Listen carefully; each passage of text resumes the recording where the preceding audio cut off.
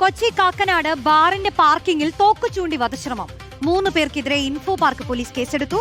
Kakkanad ചിറ്റേത്തുകരയിലുള്ള quarrel relief ബാറിന്റെ parking ഗ്രൗണ്ടിലാണ് അതിക്രമം. Nitin Xavier ചേരുന്നു. നിതിൻ, ആരാണ് ഈ അക്രമത്തിന് പിന്നിൽ?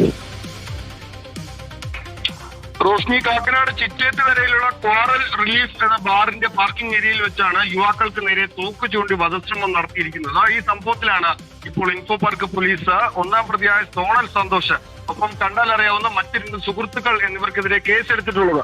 ഇന്ന് പുലർച്ചെ 12:30-ക്കാണ് ഈ സംഭവം നടക്കുന്നത്. കാക്കനാട് സ്വദേശികളായ 2 പേർ, അരവിന്ദ് ഉണ്ണികൃഷ്ണൻ ഒപ്പം അരവിന്ദിന്റെ സുഹൃത്തായ എബിൻ തോമസ് എന്നിവർക്ക് നേരെയാണ് ഈ ആക്രമണം ഉണ്ടായത്. ബാറിനുള്ളിൽ വെച്ച് ഈ പരാതിക്കാരും പ്രതികളും തമ്മിൽ ചെറിയ തോതിൽ വാക്കുതർക്കവും പിന്നീട് അത് സംഘർഷത്തിലേക്കും എത്തുന്ന ഒരു സാഹചര്യം ഉണ്ടായിരുന്നു.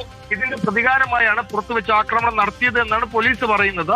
ബാറിലെ തർക്കത്തിന് ശേഷം ഭീഷണിപ്പെടുത്തി പുറത്തിറങ്ങിയ പ്രതികൾ ഈ പരാതിക്കാരെ പാർക്കിങ്ങിൽ വെച്ച് തടഞ്ഞു വെക്കുകയായിരുന്നു.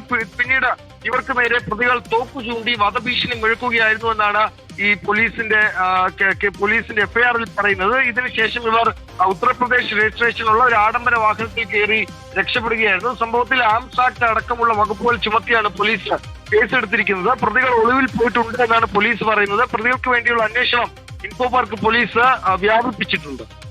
ശരി, നിതിൻ സേവ്യർ ആണ് വിവരങ്ങൾ നൽകിയത്.